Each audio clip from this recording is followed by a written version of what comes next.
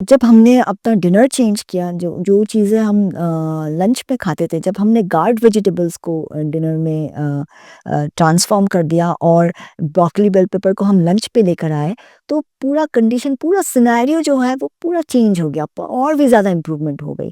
तब पता चला कि जो गार्ड वेजिटेबल्स है वो हमारा नाइट गार्ड है। That's a night guard against inflammation at night, और रात को बहुत ज़्यादा इन्फ्लेमेशन होती है। हमने पालक की चटनी जो है उसको भी चेंज कर दिया। यही टाइम था, मतलब 2023 के सितंबर के बाद हमने एक्चुअली अपना डाइट प्लान जो है उसको सेटअप किया, जो हमने यहाँ पे यूट्यूब में शेयर किया हुआ है। DND's dash rap, DASRAP, D for dietary, A for approaches, DAS dietary approaches to stop rheumatoid arthritis pain, RAP। Rheumatoid arthritis का जो पेन है उसी को टारगेट करना है, जो इन्फ्लेमेशन है उसको ही टारगेट करना है। No inflammation meaning no pain, no pain no damage, ये पॉइंट है। आरए फैक्टर का क्या हो रहा है हमें देखने की ज़रूरत भी नहीं है। डे बाय डे अगर इन्फ्लेमेशन नहीं होगी तो ईएसआर को धीरे धीरे कम होना ही है। सीआरपी का कंडीशन जो है, बढ़ा हुआ सीआरपी, वो धीरे धीरे कम हो जाएगा यार। ये प्रूफ है, जो हम एवरी 3 मंथ्स हम अपना ब्लड टेस्ट करते हैं, और अब जब ब्लड टेस्ट किया है तो ईएसआर नॉर्मल रेंज में पहुंच गया, 25 के नीचे है अब ईएसआर। कि कहाँ था, 120 पे था जब 2022 के अगस्त, जुलाई अगस्त में हमने किया था, 120 पहुंच गया था वो सूर्य नमस्कार वाला ब्लंडर के बाद। सारा जो और ईएसआर का इन्फ्लेमेशन सिर्फ अगर आपको कट भी होता है तो भी ईएसआर हाई हो जाती है। तो फुट के कंडीशन की वजह से हमारी ईएसआर बढ़ी रहती थी। फुट का कंडीशन जैसे जैसे रिकवर हुआ, तो वहाँ का इन्फ्लेमेशन जब धीरे धीरे रिमूव हो गया, मतलब वहाँ से जब इन्फ्लेमेशन, वो एक एक मतलब वो इन्फ्लेमेशन क्या है कि उसको वहाँ पे लिम्फेटिक ब्लॉकेजेस थी। लिम्फेटिक, हम लोगों के ब्लड सर्कुलेशन में ब्लड वेसल्स होती हैं और लिम्फ के वेसल्स होते हैं, तो लिम्फेटिक ब्लॉकेजेस थी। एक फिजियोथेरेपिस्ट लोग एक कपिंग बोल के इनकी टेक्निक होती है, सिलिकॉन कप्स होता है, बॉडी में मॉइस्चराइजर लगा के वो सिलिकॉन कप्स को ऐसे उस पे प्रेशर में लगा देते हैं, और फिर एक थोड़े टाइम के बाद उसको ऐसे ऐसे करके उसको उसको ड्रैग करते हैं ओवर द स्किन। इससे क्या होता है कि लिम्फेटिक ब्लॉकेजेस जो हैं वो रिलीज होती हैं। तो ये सारी टेक्निक्स फिजियोथेरेपी के टाइम पे हमारे पैरों पे किया गया था, उससे काफ़ी इन्फ्लेमेशन रिमूव हो गई थी। लेकिन एक जो रेगुलर इन्फ्लेमेशन हो रही थी वो उन नाइट शीट्स की वजह से, वो ब्रोकली, बेल पेपर और zucchini का वो जो चॉप्ड वेजिटेबल्स हम खाते थे, जबकि ये सारी चीज़ें हेल्दी हैं, राइट, ये तो ग्रीन वेजिटेबल्स हैं।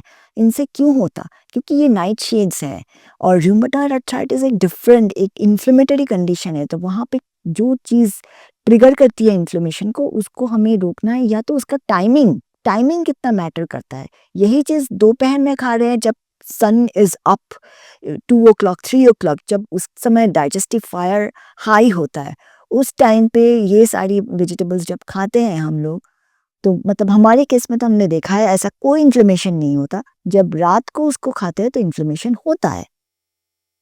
फूड सेंसिटिविटीज़ हैं, क्या करें, अब जैसा है, जैसे हम लोगों की बॉडी है वैसे ही हम लोगों को चलना है। तो हैविंग गार्ड वेजिटेबल्स, मतलब अब तो गार्ड वेजिटेबल्स को हम अपना नाइट गार्ड बोलते हैं, कि this is my night guard against inflammation, against rheumatoid arthritis.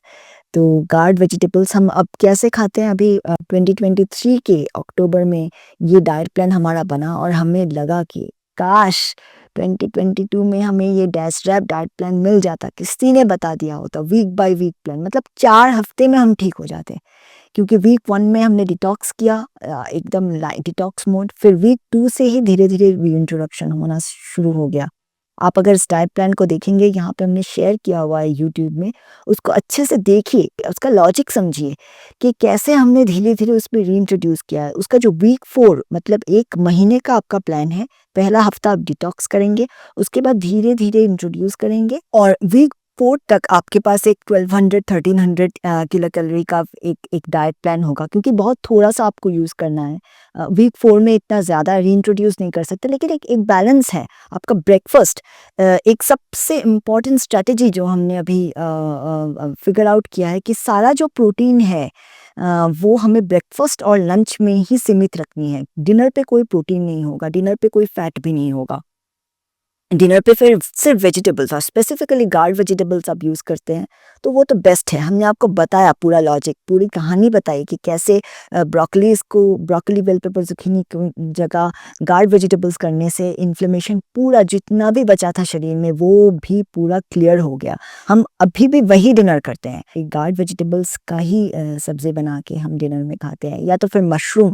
अभी रिसेंटली हमने मशरूम भी ऐड किया है क्योंकि अब परवल इस थोड़ा जनवरी फरवरी के टाइम पे बैंगलोर में परवल थोड़ा कम मिलता है, तो मशरूम हमने नॉन स्पाइसी मशरूम का एक वेरिएशन बनाया है, इसकी भी रेसिपी हमने शेयर की हुई है।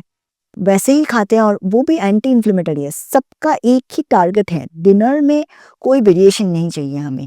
डिनर की रेसिपी वो होगी जिससे कि अगले दिन सुबह ना तो कोई पेन हो, ना ही कोई फैटिग कंडीशन हो। आप एकदम तुरंत जाग जाएँ। जैसा भी आप डिनर की रेसिपी बनाएँ, आपकी मर्ज़ी, या तो हमारा वाला फ़ॉलो करके देखिए या फिर आप थोड़ा-सा उसमें वेरिएशंस कीजिए, एक्सपेरिमेंट कीजिए अपने साथ और देखिए कौन-सा स्पाइसेस आपको सूट करती है। अगर वो वाला जो उन स्पाइसेस के साथ अगर आप अपना खाना थोड़ा-सा इम्प्रोवाइज़ करते हैं और अगले दिन मॉर्निंग में आपको कोई इन्फ्लेमेशन नहीं होता, मॉर्निंग सिकनेस आपका रिड्यूस होना चाहिए, ये टारगेट है। This is first point is कि मॉर्निंग में कोई सिकनेस रह नहीं सकती। तो फिर तो मतलब रूमेटॉइड आर्थराइटिस को फिर टैकल करने का कोई मतलब ही नहीं हुआ। मॉर्निंग सिकनेस धीरे-धीरे कम होगा तभी आपको पता चलेगा कि आपकी बॉडी जो है वो हील हो रही है। आपका इन्फ्लेमेशन जो है वो कम हो रहा है क्योंकि सारा इन्फ्लेमेशन का जो जो कैलकुलेशन है वो रात को नींद में होती है। एकदम क्लियर है और आप बॉडी को हील करने देंगे तो आपको रात का जो खाना है मतलब डिनर जो है, डिनर में चेंजेस करेंगे तभी जाके रात को इन्फ्लेमेशन नहीं होगा और बॉडी हीलिंग मोड पे जाएगी। बॉडी का जो हीलिंग बटन है वो प्रेस होगा रात को आपकी रिकवरी बढ़ेगी। अब अगर रात को इन्फ्लेमेशन हो गया तो पेन होगा आपको मॉर्निंग में। पेन कंडीशन मतलब आपकी बॉडी रिकवर नहीं हुई, आपके मसल्स, आपका जॉइंट्स कुछ भी रिकवर नहीं हुआ, सब कुछ पेन में चला गया। ठीक है? तो इसी को ध्यान रखते हुए ये प्लान बनाया है, क्या है ये जो डैश जैप है। आप देखेंगे इसकी सारी चीज़ें फिक्स्ड हैं, लेकिन इसमें छोटे-छोटे वेरिएशंस हैं। जैसे कि एक दिन आप काबुली चना खाएँगे तो ऑब्वियसली अगले दिन आप मतलब हरा मटर, कच्ची मटर नहीं, जो हरा मटर है, हरा मटर का सब्ज़ी नहीं बनता जो चना या छोला बनता है, वो हरा मटर, ये भी बॉइल्ड कंडीशन में, इसमें कोई भी मसाला नहीं जाता, वही है अजवाइन, जीरा, हमने शेयर किया हुआ है रेसिपीज़, आप देखिए इनको एक बार। और इसका जो टेस्ट है हमें तो अच्छा लगता है। टेस्ट का हमने पहले भी बोला है कि टेस्ट एक पर्सनल कंसेप्शन है। हमारा टेस्ट पूरी तरह से चेंज हो गया है, हमारा जो टंग है ये रीट्रेन हो चुका है। इसको अब यही सब खाना अच्छा लगता है, अब हम स्पाइसी फूड नहीं खा सकते। दैट डज़न्ट मीन कि हम चीट नहीं करते। हमने सैटरडे रखा है चीटिंग करने के लिए क्योंकि ट्रैवल कंडीशन में क्या होगा, ट्रैवल कंडीशन में तो थोड़ा बहुत खाना पड़ेगा। हम अपने आप को अब रेडी कर रहे हैं ट्रैवल कंडीशन के लिए। अब तक लाइफ को स्टेबल करना था, अब जब स्टेबल कंडीशन में आया तो अब हम ट्रैवल के बारे में सोच रहे हैं। तो every step is a progressive step. ठीक है। अब जब हमारा डाइट रैप एक स्टेबल कंडीशन में आ गया, हमारा खुद का डाइट एक स्टेबल कंडीशन में है, यही डाइट प्लान हमने चाहा कि लोगों के साथ शेयर करते हैं, लोग कम से कम आपको हिंट तो मिलेगा एक।